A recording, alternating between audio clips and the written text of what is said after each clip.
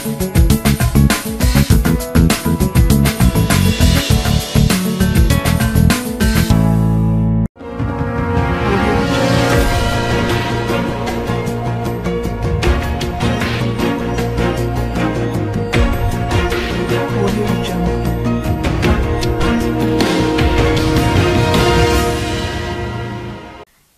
myself Sarasija. Welcome to Maitri News. Munduga headlines.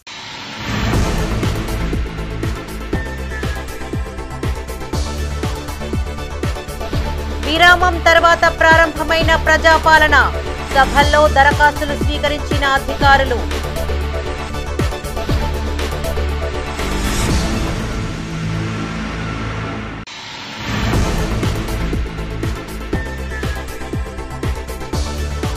Bank ఖాతా వివరాలు లేకుండా నగదు బదిలీ ఎలా?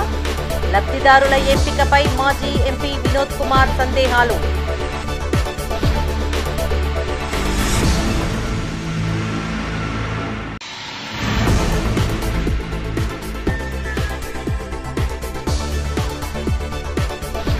టీటీడీ 10 రోజుల ఆదాయం 40 కోట్లు. దేవస్థాన అభివృద్ధిని వివరించిన ఈవో.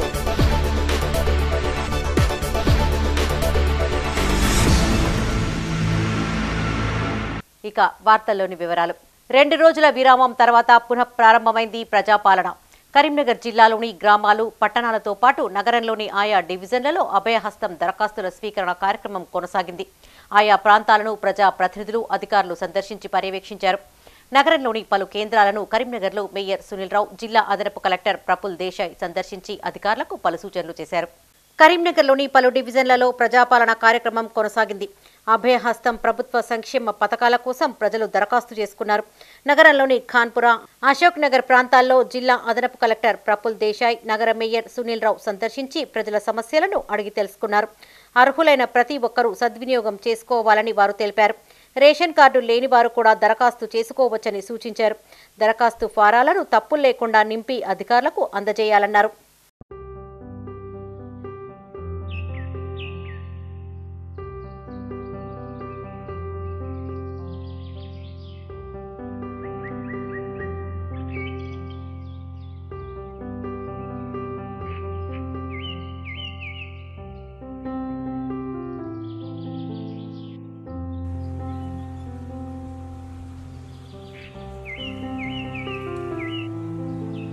కరీంనగర్ జిల్లా తిమ్మాపూర్ మండలం మహాత్మానగర్, మల్లాపూర్, మన్నంపల్లి, మక్తపల్లి గ్రామాల్లో ప్రజాపాలన కార్యక్రమానికి ఆయన ముఖ్య అతిథిగా హాజరయ్యారు. మొదటగా గ్రామానికి చేరుకున్న ఎమ్మెల్యేకు గ్రామస్తులు ఘన స్వాగతం పలికారు. ఈ సందర్భంగా కవ్వంపల్లి సత్యనారాయణ మాట్లాడారు. గత పాలనలో అర్హులకు కాకుండా కొందరు బీఆర్ఎస్ పార్టీ కార్యకర్తలకే సంక్షేమ పథకాలను అందజేశారని, కాంగ్రెస్ పాలనలో అర్హులకే తప్ప అనర్హులకు ఇవ్వమని స్పష్టం చేశారు. ఈ కార్యక్రమంలో MPP Ketireddy Vanitha Devender Reddy, special officer Jayashankar, MRO Kanakaiah, MPDO Ravinder Reddy, సర్పంచులు జక్కని శ్రీవాణి రవీందర్, మేడి అంజయ్య, ఉప సర్పంచ్ పొన్నం అనిల్ గౌడ్, నాయకులు ఎస్ఎల్ గౌడ్, సతీష్, రాచపల్లి సరితా ప్రసాద్, ఎంపీటీసీలు పుప్పాల కనకయ్య, కొత్త తిరుపతి రెడ్డి, బండారి రమేష్, గంకిడి లక్ష్మారెడ్డి, రెడ్డిగాని రాజు పాల్గొన్నారు. ప్రజాప్రతినిధులను, అధికారులను ఎవరికి కూడా స్వేచ్ఛ లేకుండా ఒక నిరంకుశత్వంగా 9.5 ఏళ్ల పాలన సాగింది. కాబట్టే ఈరోజు మార్పు కోసం ప్రజలు శ్రీకారం చుట్టినారు.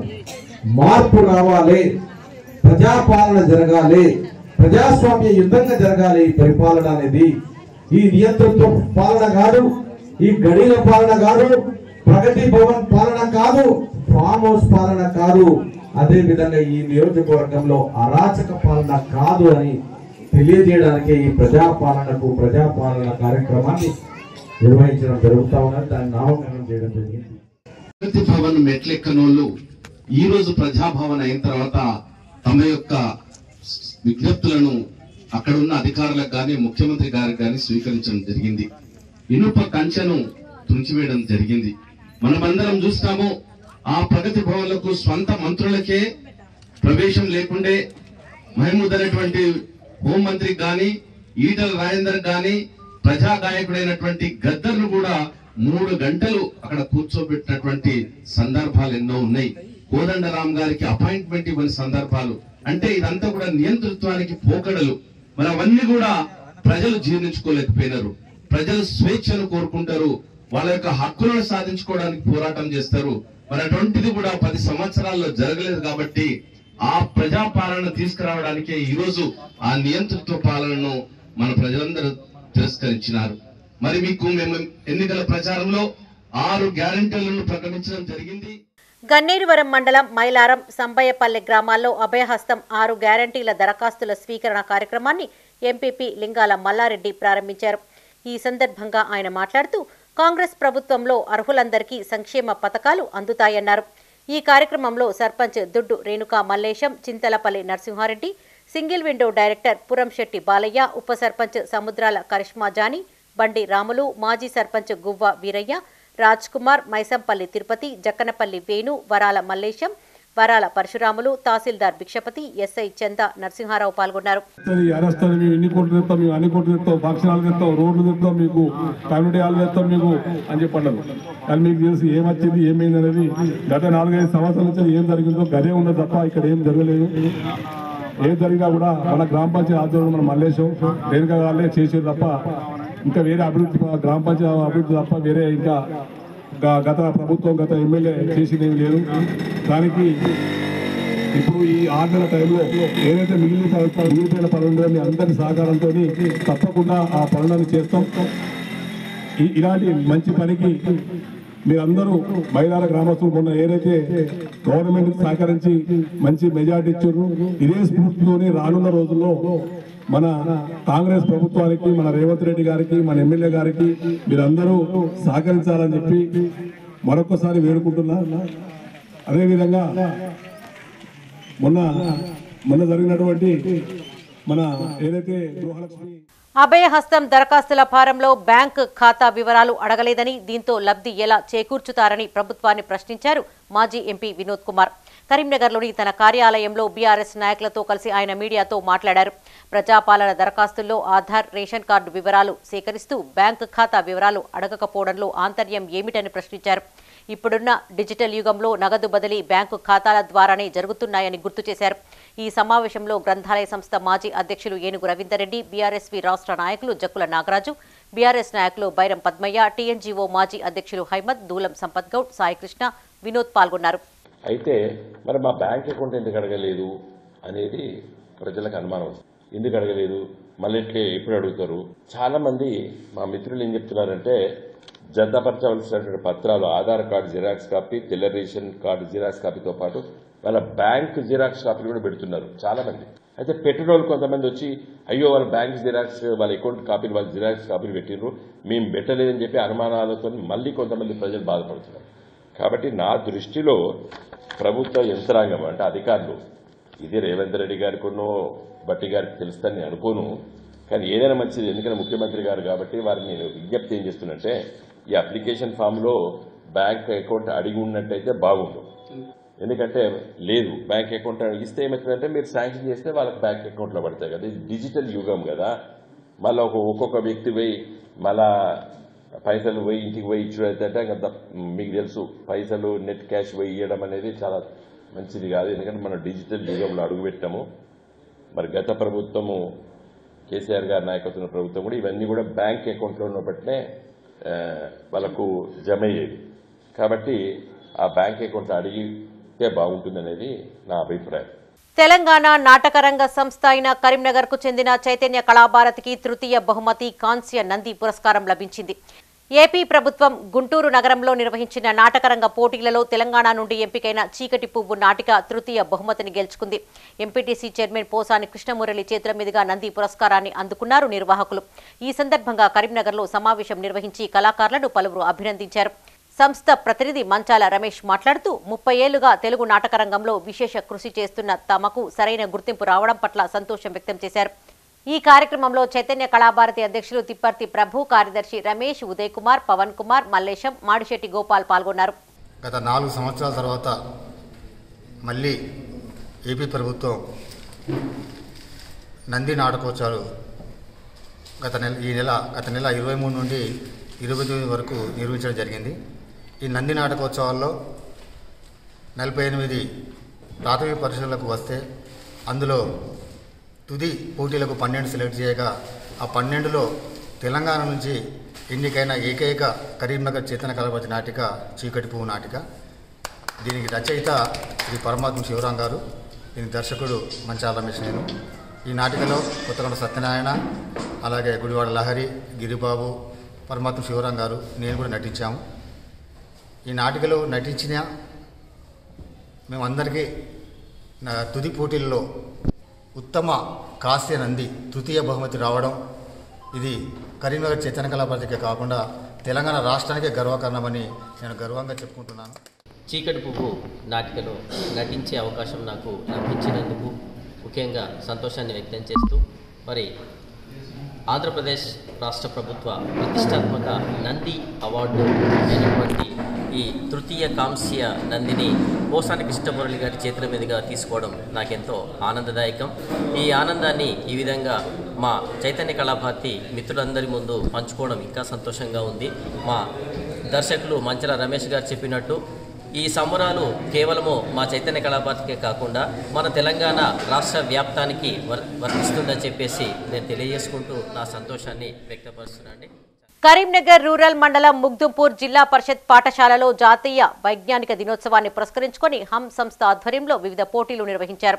క్విజ్, ఉపన్యాస పోటీలలో ప్రతిభ చూపిన విద్యార్థులకు బహుమతులను అందజేశారు సంస్థ వ్యవస్థాపకులు ధనపురి సాగర్. ఈ సందర్భంగా ఆయన మాట్లాడుతూ సైన్స్ గురించి ప్రతి ఒక్కరూ తెలుసుకోవాలని సూచించారు. క్రీడా పోటీలలో గెలుపు ఓటములు సహజమని, పాల్గొనడం ముఖ్యమన్నారు.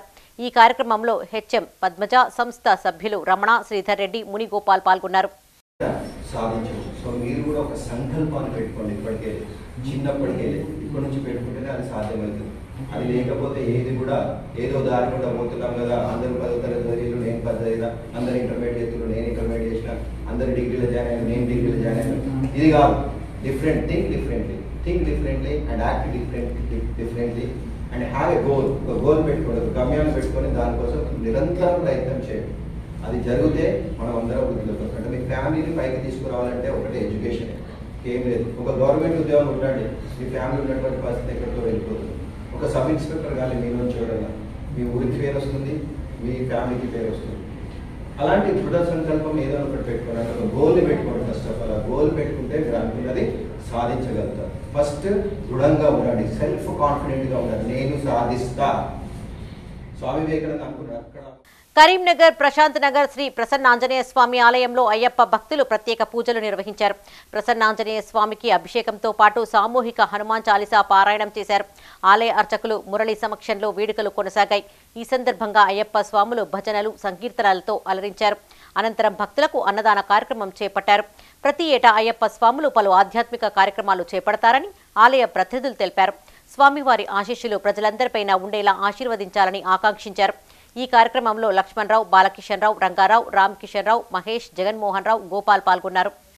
లోక కళ్యాణార్థం ఈరోజు ప్రసన్నాంజనేయ స్వామి దేవాలయంలో శాస్త్ర భజన మండలి సభ్యులచే ఈరోజు హనుమాన్ చాలీసా, స్వామివారికి అభిషేకము, అన్నదానము కార్యక్రమం చేపట్టినాము. ఇది లోక కళ్యాణార్థం చేసినాము. జగమంతా చల్లగా ఉండాలి, ఆంజనేయ స్వామి కృప అందరిపై ఉండాలని ఈ కార్యక్రమం చేపట్టినాము. ఈ కార్యక్రమానికి సహకరించిన అందరికీ కూడా శాస్త్ర భజన మండలి వారికి కృతజ్ఞత చేస్తున్నాము. గత 25-30 సంవత్సరాల నుండి కూడా శాస్త్ర భజన మండలి కరీంనగర్ వారిచే డిసెంబర్ 30 తారీఖున స్వామి అయ్యప్ప దేవాలయంలో అన్నదాన కార్యక్రమం, అలాగే కొత్త సంవత్సరంలో 2వ రోజు కానీ ప్రతి సంవత్సరం 3వ రోజు కానీ ఇక్కడ 42 సార్లు హనుమాన్ చాలీసా, పంచామృత ఫలాభిషేకాల అభిషేకము, అన్నదాన కార్యక్రమం ప్రతి సంవత్సరం కూడా శాస్త్ర భజన మండలి పక్షాన చేయడం జరుగుతుంది. 10 రోజుల పాటు భక్తులకు సంతృప్తికరంగా వైకుంఠ ద్వార దర్శనం కల్పించినట్లు టీటీడీ ఈవో ధర్మారెడ్డి తెలిపారు. డిసెంబర్ 23వ తేదీ నుంచి జనవరి 1వ తేదీ వరకు 10 రోజుల పాటు భక్తులకు వైకుంఠ ద్వార దర్శనం కల్పించినట్లు చెప్పారు. 10 రోజులలో 6,47,452 మంది భక్తులు దర్శించుకోగా 40,20,00,000 రూపాయల హుండీ ఆదాయం లభించిందన్నారు. తిరుమలలోని అన్నమయ్య భవన్లో మీడియాతో మాట్లాడారు టీటీడీ ఈవో ధర్మారెడ్డి. 10 రోజుల వైకుంఠ ద్వార దర్శనానికి సంబంధించిన వివరాలను ఆయన వెల్లడించారు. డిసెంబర్ 23వ తేదీ నుండి జనవరి 1వ తేదీ వరకు 10 రోజుల పాటు భక్తులకు వైకుంఠ ద్వార దర్శనం కల్పించినట్లు చెప్పారు. ఇక అన్నదాన కేంద్రంలో 17.81 లక్షల మంది భక్తులు అన్న ప్రసాదాలను స్వీకరించారని, 35.60 లక్షల లడ్డూ ప్రసాదాలను విక్రయించారన్నారు. 2.13 లక్షల మంది భక్తులు తలనీలాలు సమర్పించినట్లు తెలిపారు. తిరుమల కాలిబాట మార్గంలో వన్యమృగాల సంచార నేపథ్యంలో శేషాచల అటవీ ప్రాంతంలో ఏర్పాటు చేసిన ట్రాప్ కెమెరాల ద్వారా జంతు కదలికలను ఎప్పటికప్పుడు గుర్తిస్తున్నట్లు వెల్లడించారు. త్వరలోనే 3.5 కోట్లతో అధునాతన కెమెరాలను కొనుగోలు చేస్తున్నామని తెలిపారు. దేశంలో చాలా ఆలయాల నిర్మాణాలు టీటీడీలో వేద వైద్య అభ్యసించిన విద్యార్థుల సూచన మేరకు జరుగుతున్నాయన్నారు. అలాంటిది టీటీడీలో పురాతన మండపాలు శిథిలావస్థకు చేరుకుంటే మరమ్మతులు చేయకూడదా అంటూ ఆయన ప్రశ్నించారు. అన్నప్రసాదాల వితరణ ఈ సంవత్సరం 17.81 లక్షలు అన్నప్రసాదం స్వీకరించారు. 22 పోయిన సంవత్సరం 15.25, తర్వాత 2022లో చాలా తక్కువ, ఓన్లీ 4.57 lakhs మాత్రమే అన్నదానం స్వీకరించారు బికాజ్ ఆఫ్ కరోనా. 2020లో కూడా కరోనా వల్ల ఓన్లీ 4.52 అన్నదానం స్వీకరించారు. లడ్డూ ప్రసాద విక్రయాలు, లడ్డూ ప్రసాదం తీసుకున్న వాళ్ళ సంఖ్య భక్తులు లడ్డూ ప్రసాదాలు 35.60 lakhs లడ్డూ ప్రసాదాలు భక్తులు తీసుకున్నారు. 2023లో కొద్దిగా ఎక్కువ తీసుకున్నారు, 35.88 అంటే 18 లక్షలు ఎక్స్ట్రా, 18,000 ఎక్స్ట్రా తీసుకున్నారు. తర్వాత 2022లో చాలా తక్కువ 19.05 lakhs, 2020లో 21 lakhs ఓన్లీ. తలనీలాలు కూడా స్లైట్ గా తగ్గింది ఈ సంవత్సరం. 2.13 భక్తులు తలనీలాలు అర్పించారు. పోయిన సంవత్సరం 2.86, 2022లో 1.22, తర్వాత 2020లో 90,290. కరీంనగర్ R&B గెస్ట్ హౌస్ లో తెలంగాణ వర్కింగ్ జర్నలిస్టుల సంఘం 143 ఆధ్వర్యంలో న్యూ ఇయర్ వేడుకలు జరిగాయి. ఆ సంఘం జిల్లా అధ్యక్షులు బోనాల మల్లికార్జున్ కేక్ కట్ చేసి జర్నలిస్టులకు శుభాకాంక్షలు తెలిపారు. ఈ సందర్భంగా ఆయన మాట్లాడుతూ జర్నలిస్టుల సమస్యల పరిష్కారం కోసం పోరాటాలను కొనసాగిస్తామన్నారు. ఈ సంవత్సర కాలంలో జర్నలిస్టులకు మేలు జరుగుతుందన్న ఆశాభావాన్ని వ్యక్తం చేశారు. కరీంనగర్ జిల్లా జర్నలిస్టులకు Telangana union of working journalist H143 తరఫున నూతన సంవత్సర శుభాకాంక్షలు తెలియజేస్తా ఉన్నాం. గతంలో ఏ విధంగా అయితే మాకు అందరికీ సహకరించిన జర్నలిస్ట్ మిత్రులకి శుభాకాంక్షలు తెలుపుతూ రానున్న కొత్త సంవత్సరం కూడా అదే విధంగా సహకరించాలని కోరుకుంటున్నాం. కరీంనగర్ పద్మానగర్ ఇందిరా భవన్ లో INTUC అనుబంధ స్టాఫ్ అండ్ వర్కర్స్ యూనియన్ సమావేశం జరిగింది. ఈ సమావేశానికి ఆ సంఘం రాష్ట్ర ప్రధాన కార్యదర్శి రాజిరెడ్డి, రాష్ట్ర ఉపాధ్యక్షులు జక్కుల మల్లేశం, సిటీ కాంగ్రెస్ అధ్యక్షులతో పాటు కార్మికులు హాజరయ్యారు. ఈ సందర్భంగా నాయకులు మాట్లాడుతూ ఆర్టీసీ కార్మికుల పెండింగ్ సమస్యల పరిష్కారం కోసం కృషి చేస్తామన్నారు. గత ఎన్నికల్లో ఇచ్చిన హామీలు నెరవేర్చేందుకు తమ వంతుగా ప్రయత్నాలు చేస్తామన్నారు. కాంగ్రెస్ అనుబంధ INTUC staff and workers union బలోపేతం చేయాలని పిలుపునిచ్చారు. సంక్రాంతి తర్వాత ఆర్టీసీ కార్మికుల సమస్యలను ప్రభుత్వం దృష్టికి తీసుకువెళ్తామన్నారు. 10 సంవత్సరాలు మోసానికి వేదనకు గురైన ఆర్టీసీ కార్మికులు మనం 10 సంవత్సరాల కింద జీతం తీసుకుంటున్నాం. 2013 వేతనాన్ని తీసుకుంటున్నాం ఈ రోజు వరకు. అదే రేవంత్ రెడ్డి గారు చెప్పినాం, అదే శ్రీధర్ బాబు గారు చెప్పినాం, అదే పొన్నం ప్రభాకర్ గారు చెప్పినాం, ప్రభాకర్ గౌడ్ గారికి, కాంగ్రెస్ ప్రజలందరూ చెప్పినాం. బాగా చర్చ జరిగింది. 10 సంవత్సరాల కింద జీతం తీసుకుంటాడు ఈ తెలంగాణ రాష్ట్రంలో ఆర్టీసీ కార్మికులు కాకుండా ఇంకో లేరని ప్రభుత్వం తెలుసు. నెలకు 15,000 నష్టపోతున్నాం. ₹1 కాదు, 2 పే స్కేల్ కావాలి. 2017, 2021 ఒక పే స్కేల్ కాకుండా 8,000, 10,000 నష్టపోతాం. 2 పే స్కేల్ కాబట్టి నెలకు మన రక్తం పిప్పి చేసిండు కేసీఆర్. అందుకే అలా ఫామ్ హౌస్కి తంతే ప్రగతి మార్గం అయితే ఫామ్ హౌస్ పట్టడం. కాబట్టి అన్ని తెలుసు అందరికీ. వర్క్లోడ్ ట్రేడ్ యూనియన్ లేకుండా చేసిన ఆఖరికి భారత రాజ్యాంగం చెప్పిన ట్రేడ్ యూనియన్ లేకుండా చేసిన దుర్మార్గులు. ఎన్నో సమస్యలు, ఎన్నో బాధలు, మీ అందరి కోసం పోరాటం చేసేటువంటి నాయకులు మేము చూస్తూ ఉన్నాం గత 30 సంవత్సరాలుగా.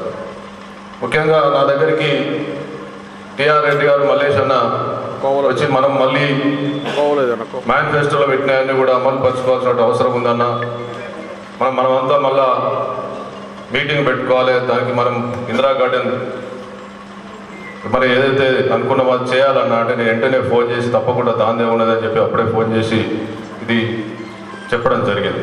అదేవిధంగా గత ఎన్నో సంవత్సరాలుగా పోరాటం చేస్తున్నటువంటి మన రాజిరెడ్డి, ప్రధాన కార్యదర్శి రాజిరెడ్డి గారికి, మల్లేశం గారికి, మహమూద్ అలీ గారికి, మన సభాధ్యక్షులు రాజు గారికి, వేదిక మీద ఉన్నటువంటి పెద్దలందరికీ, సత్యనారాయణ రెడ్డి గారికి, మా ATC వేదిక మీద ఉన్నటువంటి పెద్దలందరికీ కూడా పేరు పేరున నమస్కారం తెలియజేస్తూ ఇక్కడికి విచ్చేసినటువంటి సోదర సోదరి మనందరికీ కూడా ప్రత్యేక నమస్కారం తెలియజేస్తాం. కరీంనగర్ జిల్లా తిమ్మాపూర్ మండలం అలుగునూరు శ్రీ వెంకటేశ్వర కాలనీలో గల శ్రీ రామసాయి శ్రీ పంచముఖ ఆంజనేయ స్వామి దేవాలయం ప్రాంగణం కాలనీలు అన్ని జై శ్రీరామ్ నినాదాలతో మారుమ్రోగాయి.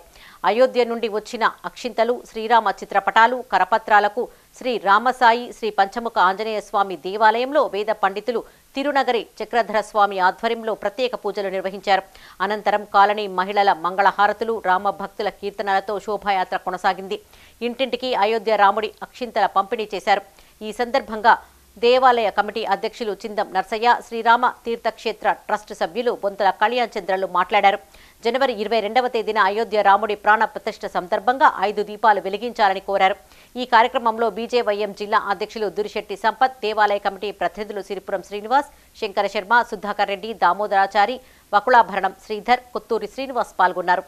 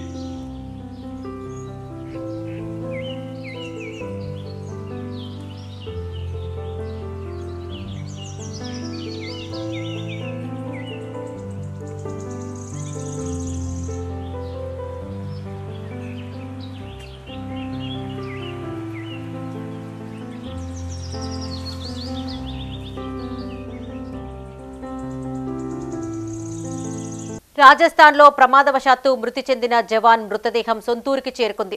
ఆయన పార్థివ దేహాన్ని చూసేందుకు చుట్టుపక్కల గ్రామాల నుంచి పెద్ద ఎత్తున ప్రజలు తరలివచ్చారు. సిఐఎస్ఎఫ్ ఆధ్వర్యంలో అధికార లాంఛనాల మధ్య జవాన్ శివకృష్ణారెడ్డి అంత్యక్రియలు ముగిశాయి. తల్లిదండ్రులు శివకృష్ణారెడ్డి మృతదేహం పైన పడి విలపించిన తీరు అక్కడున్న వారందరినీ కంటతడి పెట్టించింది. రాజన్న సిరిసిల్ల జిల్లా బోయినపల్లి మండలం జగ్గారావుపల్లికి చెందిన చాడ శివకృష్ణారెడ్డి రాజస్థాన్లోని డిఓలి సిఐఎస్ఎఫ్ 6వ బెటాలియన్లో డాక్యుమెంటరీ సెక్యూరిటీగా విధులు నిర్వహిస్తున్నారు. ఈ క్రమంలో డిసెంబర్ 16వ తేదీన ప్రమాదవశాత్తు కింద పడిన శివకృష్ణారెడ్డి ఆసుపత్రిలో చికిత్స పొందుతూ జనవరి 1వ తేదీన మృతి చెందారు. నేడు సిఐఎస్ఎఫ్ అధికారులు శివకృష్ణారెడ్డి మృతదేహాన్ని స్వగ్రామానికి తీసుకురాగా కొదురుపాక వద్ద గ్రామస్తులు గౌరవ వందనం చేశారు. బైక్ ర్యాలీగా జగ్గారావుపల్లికి తీసుకురాగా తల్లిదండ్రులు జవాన్ మృతదేహం పైన పడి బోరున విలపించారు. పార్థివ దేహాన్ని చూసేందుకు చుట్టుపక్కల గ్రామాల నుంచి అధిక సంఖ్యలో ప్రజలు తరలివచ్చారు. జవాన్ శివకృష్ణారెడ్డి అంతిమయాత్రలో చొప్పదండి ఎమ్మెల్యే మేడిపల్లి సత్యం పాల్గొని పాడెమోశారు. జైపూర్ నుండి పార్థివ దేహంతో వచ్చిన సిఐఎస్ఎఫ్ అధికారులు శివకృష్ణారెడ్డి యూనిఫామ్తో పాటు జాతీయ జెండాను తల్లిదండ్రులకు అప్పగించారు. అధికార లాంఛనాల మధ్య అంత్యక్రియలను పూర్తి చేశారు.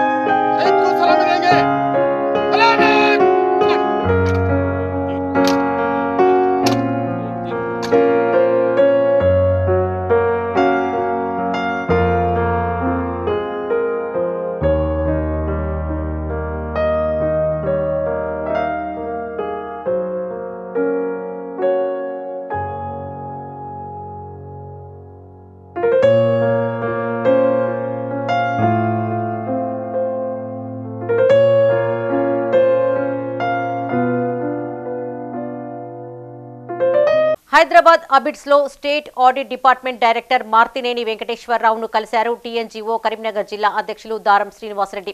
మర్యాదపూర్వకంగా కలిసి బొకేను అందించి నూతన సంవత్సర శుభాకాంక్షలు తెలిపారు. ఈ సందర్భంగా యోగక్షేమాలు తెలుసుకున్నారు. అనంతరం రీజనల్ డిప్యూటీ డైరెక్టర్ పోరిక రామును కలిసి శుభాకాంక్షలు తెలిపారు. ఈ సందర్భంగా ఉద్యోగ సంఘం ముద్రించిన క్యాలెండర్ను స్టేట్ ఆడిట్ డైరెక్టర్ వెంకటేశ్వరరావు ఆవిష్కరించారు. ఈ కార్యక్రమంలో state audit deputy director Raj Kumar, సహాయ ఆడిట్ అధికారి సిహెచ్ జోయల్, రాజేశ్వరరావు, వంశీ, పవన్, రవిచంద్ర, ప్రకాష్, కృష్ణమోహన్ పాల్గొన్నారు.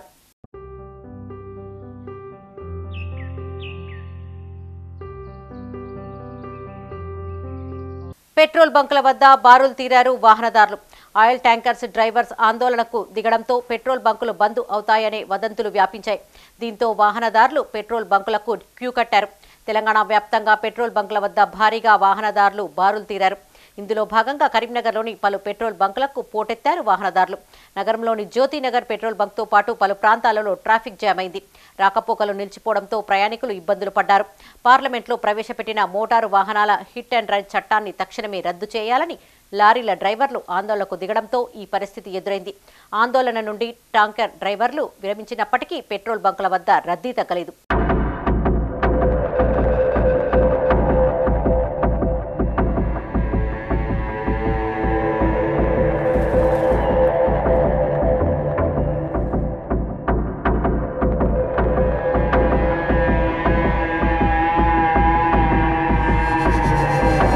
ఆయిల్ ట్యాంకర్ యజమానుల సమ్మె హెచ్చరికల నేపథ్యంలో కరీంనగర్ జిల్లా జమ్మికుంటలోని పలు పెట్రోల్ బంకుల్లో వాహనదారులు బారులు తీరారు. లారీ యజమానులు సమ్మె చేపడితే పెట్రోల్, డీజిల్ కొరత ఏర్పడుతుందనే ఉద్దేశంతో వాహనదారులు బంకులకు పరుగులు తీశారు. దీంతో పెట్రోల్ బంకులన్నీ వాహనదారులతో క్రిక్కిరిసిపోయాయి. సమ్మె చేస్తారని చెప్పి బంకులో బంద్ 3 రోజులు ట్యాంకర్లు రావు, డీజిల్ అయిపోతాని, పెట్రోల్ అయిపోతుందని చెప్పి విలాసం వచ్చి 300 పెట్రోల్ కొనుక్కోవడం జరిగింది. మా కూరపల్లి మా సైడ్ ఉన్న బంక్ ఆల్రెడీ అయిపోయింది, నీళ్ళు అయింది, తాడు అడ్డం కట్టేసారు.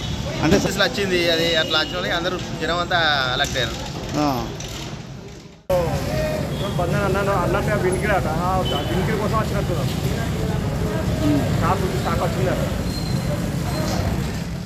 కరీంనగర్ జిల్లా గంగాధర మండలం వెంకటాయపల్లి సమీపంలో ఆర్టీసీ బస్సు ప్రమాదానికి గురి అయింది. కరీంనగర్ టు జగిత్యాల ప్రధాన రహదారిపై ప్రయాణిస్తున్న కొరుట్లకు చెందిన సూపర్ లగ్జరీ బస్సు చక్రాలకు ఒక్కసారిగా మంటలు వ్యాపించాయి. ఇది గమనించిన మరో వాహనదారుడు బస్సు డ్రైవర్కు సమాచారం ఇచ్చాడు.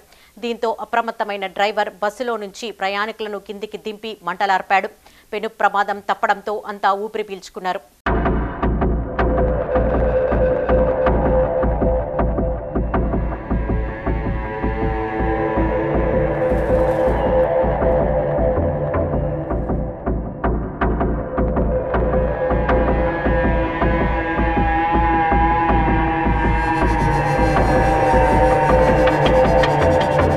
కరీంనగర్ జిల్లా జమ్మికుంటలోని మార్కెట్ యార్డును ఏడీఎం పద్మావతి సందర్శించారు. పత్తి రైతులకు పలు సూచనలు చేశారు. తేమ లేకుండా ఆరబెట్టిన పత్తిని మార్కెట్ యార్డుకు తీసుకుని వచ్చి ప్రభుత్వం నిర్ణయించిన మద్దతు ధర పొందాలని ఆమె సూచించారు. ఈ అవకాశాన్ని రైతులు సద్వినియోగం చేసుకోవాలని కోరారు. కరీంనగర్ జిల్లా జమ్మికుంటలోని పత్తి మార్కెట్ యార్డును ఏడీఎం పద్మావతి సందర్శించారు. పత్తి క్రయ విక్రయాలను పరిశీలించారు. ఈ సందర్భంగా ఆమె మాట్లాడుతూ సీసీఐకి పత్తి అమ్ముకునే రైతులు ఆధార్ కార్డు ప్రామాణికం చేయాల్సి ఉంటుందన్నారు. పత్తిని అమ్మకానికి తెచ్చేందుకు ఒకరోజు ముందుగానే తమ ఆధార్ కార్డుకు మొబైల్ నెంబర్ అనుసంధానంగా ఉందా లేదా అనే విషయాన్ని తెలుసుకోవాలని సూచించారు. ముందు రోజు మార్కెట్ కార్యదర్శికి సమాచారం ఇచ్చిన తర్వాతే మార్కెట్కు పత్తిని తీసుకురావాలన్నారు. భూమి తాలూకా వివరాలు, ఎంత మేరకు పత్తిని మార్కెట్ యార్డుకు తీసుకుని రావాలో కార్యదర్శి చెప్తారన్నారు. కౌలు రైతు అయితే సాగుకు సంబంధించిన వివరాలు తాత్కాలిక రిజిస్ట్రేషన్ చేయబడుతుందని చెప్పారు. కౌలు రైతుకు సంబంధించి టెంపరీ రిజిస్ట్రేషన్ చేసి తీసుకోవడం జరుగుతుంది. అయితే ఈ టెంపరీ రిజిస్ట్రేషన్ అనేది కౌలు రైతులు అనేది కేవలం మన జిల్లాకి మాత్రమే వర్తిస్తుంది. ఎందుకంటే కౌలు రైతులని గుర్తించేది మనం ఒకటి జిల్లా కలెక్టర్ గారి అప్రూవల్ తోటి ఒక సర్టిఫికేట్ ప్రింట్ చేయించి ఉన్నాము. ఆ సర్టిఫికేట్లో ఏఈఓ గారు, ఇతర రెవెన్యూ అధికారులు దాన్ని సర్టిఫై చేసి తీసుకొస్తేనే మనం తీసుకోవడం జరుగుతుంది. కాబట్టి ఇది మన జమ్మికుంట, మన కరీంనగర్ జిల్లా మార్కెట్ శాఖ పరిధిలో ఉన్న రైతులకు మాత్రమే టెంపరీ రిజిస్ట్రేషన్ అనేది చేయడం జరుగుతుంది. ఇకపోతే వేరే జిల్లాలు, చుట్టుపక్కల గ్రామాల నుంచి వచ్చే రైతుల ఆధార్ కార్డు చెప్తే దాని ప్రకారంగా వ్యవసాయ శాఖ ఇచ్చిన డేటాబేస్లో వాళ్ళ వివరాలను తీసుకుని వాళ్ళు ఎంత పత్తి తీసుకురావడం అనేది తెలియజేయడం జరుగుతుంది. అట్టిదానికి ఈ దగ్గరలో ఉన్న వేరే జిల్లాల గ్రామాలు అర్హులే, అందులో ఏం సందేహం లేదు. కాబట్టి నేను చెప్పదలుచుకున్నది ఏంటంటే ప్రభుత్వం కల్పించిన మద్దతు ధర 7,020 రూపాయలు పొందాలని అనుకునే ప్రతి రైతు కూడా తమ నియమ నిబంధనలకు లోబడి తీసుకురావాలి. పత్తి తేమ శాతము 8 నుంచి 12% మాత్రమే ఉండేటట్టుగా చూసుకోవాలి. ఇవి ఈ బులెటిన్ విశేషాలు. మరిన్ని తాజా వార్తలతో మరో బులెటిన్లో మళ్ళీ కలుసుకుందాం. అప్డేట్స్ కోసం చూస్తూనే ఉండండి మైత్రి న్యూస్. మేము లోకల్, మాడ్డా, కరీంనగర్. Sign out, Sarasija.